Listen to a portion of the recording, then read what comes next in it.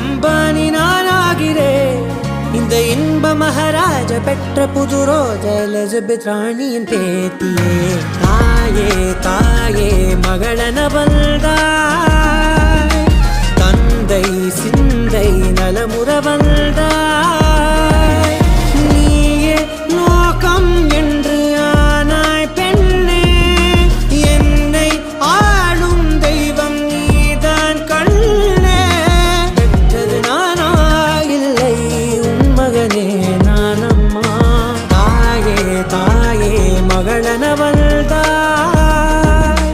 தந்தை சிந்தை நலமுற வந்தாய்.